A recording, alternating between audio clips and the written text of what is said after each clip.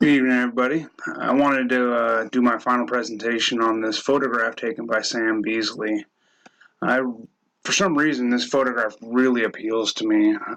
I love the water, I love fishing, I love everything about it, and I just love the simplicity that kind of comes with this picture. I think that simplicity is really illustrated through almost the monochromatic feel of this picture. There's not a whole lot of bright colors. It's really muted, and it kind of makes you feel like you're living the same sort of simple life this fisherman's living. I really like the way the colors are manipulated, the reflection from the water of the rocks behind the fisherman, the birds, and just the fisherman working on his net. It really just kind of all comes together and makes you feel like it's part of a whole nother world that you're taking a glimpse into. Other things that I really liked about this picture is it doesn't seem very cluttered. There's a good bit of stuff to look at here, but it's all nothing takes away from the main theme of just a man trying to work to feed his family. As far as things that could be better, I think the focus could have been adjusted a little more.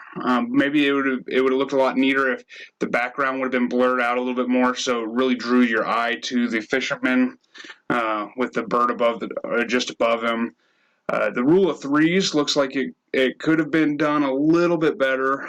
The fishermen are kind of smack in the middle of the picture, and so your eye doesn't really drag around to the rest of the photo. To transform this photo, there's not a whole lot I would do. I think the artist really did a good job of capturing what he was meant to capture.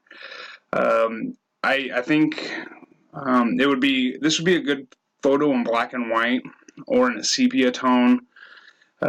If I had to do two other photos, I think this would be a really cool three-image set if it was talking about the fisherman's life. So for the first photo, I would show him getting up maybe early morning, like a low-light type photo where he's pushing the raft out. Or even instead of that, you could do this as a first photo, and then maybe him pulling in a catch and seeing him working with the catch in the net.